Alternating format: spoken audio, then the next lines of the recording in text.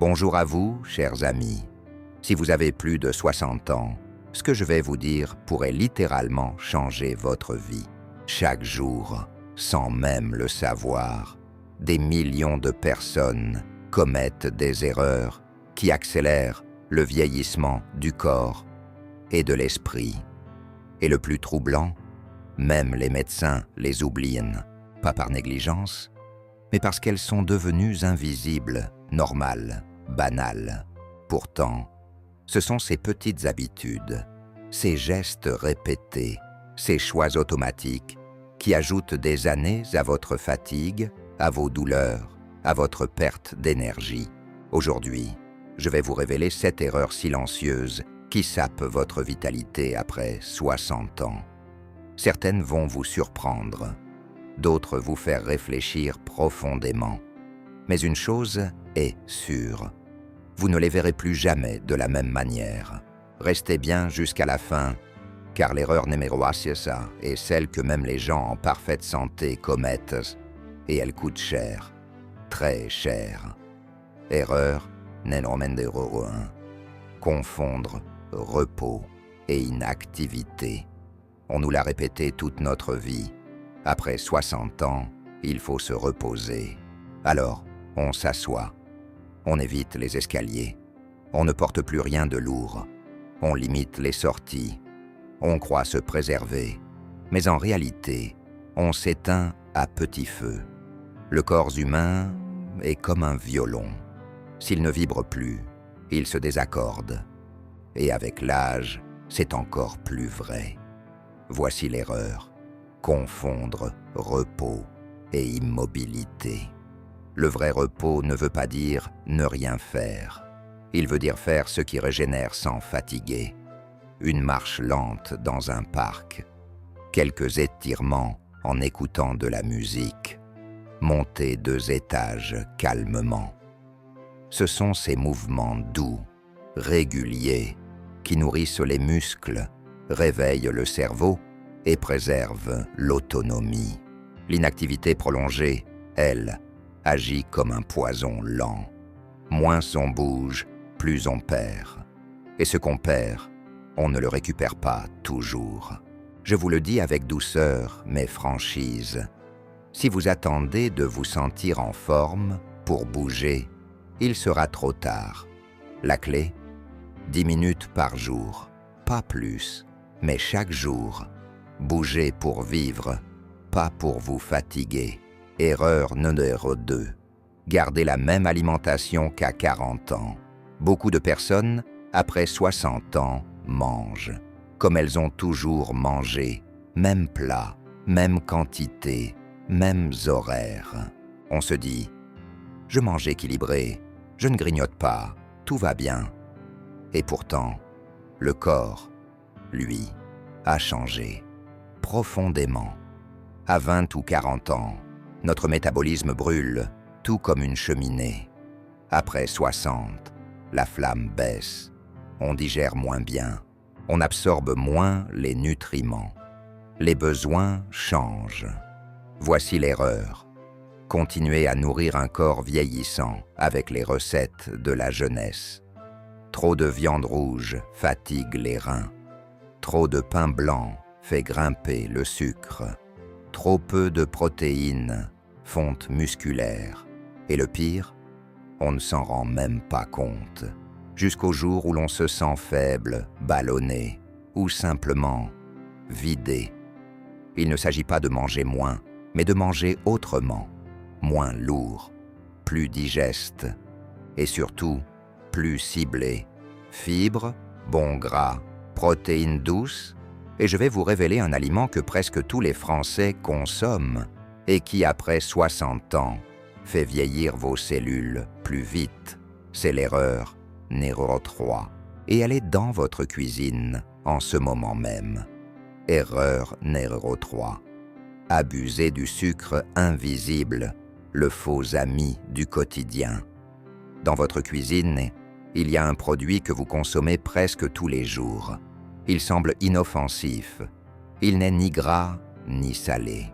Il est même parfois présenté comme léger.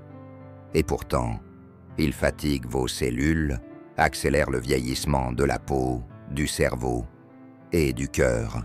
Ce produit, le sucre caché, pas celui que vous ajoutez dans votre café, non. Le pire est celui que vous ne voyez pas. Dans les sauces industrielles, les plats préparés, le pain blanc, les yaourts allégés, les jus de fruits 100% naturels. Le sucre est un caméléon. Il change de nom. Sirop de glucose, maltodextrine, saccharose, fructose concentrée. Mais l'effet est toujours le même. Il enflamme vos cellules, provoque des pics d'énergie, suivis de chutes de morale, de fatigue chronique et d'inflammation silencieuse. Résultat, moins de mémoire, moins d'élasticité de la peau, moins de défense immunitaire. Et voici ce que personne ne vous dit. Après 60 ans, le sucre est 2 fois plus nocif. Pourquoi? Parce que notre tolérance diminue, mais nos habitudes, elles, restent. Alors, que faire? Lire les étiquettes, même sur les produits sains. Éviter les plats light, mais ultra transformés. Et remplacer les sucres rapides par des fruits entiers, de la cannelle ou un peu de chocolat noir de qualité. Mais le plus surprenant, c'est que même les jus de fruits pressés à la maison peuvent poser problème. Et c'est l'erreur numéro 4, celle qui fait croire qu'on prend soin de sa santé, alors qu'on l'épuise. On en parle juste après. Erreur numéro 4, boire trop de jus de fruits, même fait maison, c'est naturel, c'est plein de vitamines, c'est bon pour la santé. Voilà ce qu'on se dit en pressant une orange, en ouvrant une brique de jus 100% pur. Mais voici la vérité que peu de gens connaissent. Le jus de fruits, même maison, peut accélérer le vieillissement. Pourquoi? Parce que sans les fibres, le fruit devient un concentré de sucre rapide. Une orange entière contient des fibres qui ralentissent l'absorption du sucre. Mais un verre de jus, c'est souvent l'équivalent de 3 ou 4 fruits, sans aucune fibre pour équilibrer. Résultat, une montée brutale de la glycémie, une surcharge pour le foie, une inflammation chronique et sur le long terme, vieillissement accéléré de la peau, du cerveau, des artères. Le corps, après 60 ans, n'a plus la même capacité à tamponner les excès. Même ce qui semble naturel peut devenir agressif pour nos cellules. Faut-il arrêter les fruits? Non, mais les manger entiers, lentement, en les mâchant. Le jus de fruits, lui, doit devenir une exception, un plaisir rare, pas une habitude quotidienne. Et il y a un autre faux ami, encore plus sournois que le jus, le manque de sommeil. Non, dormir peu n'est pas normal avec l'âge. C'est l'erreur numéro 5, et elle affecte bien plus que votre énergie. Erreur numéro 5. Croire que mal dormir est normal après 60 ans. Avec l'âge, on dort moins. C'est comme ça, faut s'y faire. Je me réveille la nuit, mais c'est normal à mon âge. Non, ce n'est pas normal, c'est courant. Mais ce n'est pas une fatalité. Voici l'erreur. Accepter un mauvais sommeil comme une conséquence inévitable du vieillissement. Le sommeil n'est pas un luxe, c'est un mécanisme de réparation cellulaire. Chaque nuit, votre corps répare, nettoie, régénère. Moins de sommeil, moins de réparation, vieillissement accéléré. Et les conséquences sont bien plus profondes qu'on ne le pense. Diminution de la mémoire et de la concentration, irritabilité, anxiété, fragilisation du système immunitaire, prise de poids, même sans changer son alimentation. Et pourtant, une personne sur 2 après 60 ans dort mal et ne fait rien pour y remédier. Pourquoi? parce qu'on pense que c'est normal. Mais ce n'est pas l'âge qui empêche de dormir. Ce sont les écrans tard, le soir, la lumière bleue, l'absence de routine apaisante, une chambre trop chaude et surtout, l'oubli de s'accorder le droit au repos profond. La bonne nouvelle, le cerveau reste capable de produire un sommeil profond. Même à 80 ou 90 ans, il suffit de le préparer. Commencez par ça dès ce soir. Pas d'écran après 21 heures. Une lumière chaude, un livre papier, une tisane simple et 5 minutes de respiration lente. Parce qu'un bon sommeil ralentit le vieillissement comme rien d'autre. Et maintenant, il est temps de parler d'une erreur encore plus sournoise, l'oubli du lien social.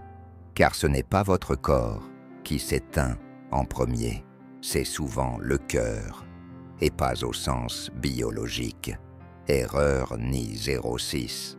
Se replier sur soi sans l'avoir décidé, c'est une erreur que personne ne voit venir. Elle ne fait pas de bruit. Elle ne laisse pas de traces visibles. Elle s'installe lentement, discrètement, jusqu'à ce qu'un jour, on réalise. Je ne parle plus à personne, sauf peut-être à la télé. Après 60 ans, beaucoup de gens se replient, non pas parce qu'ils le veulent, mais parce que les amis partent, les enfants sont occupés et les sorties deviennent plus fatigantes. Alors on se dit « Je n'ai pas envie d'embêter. Je suis bien chez moi.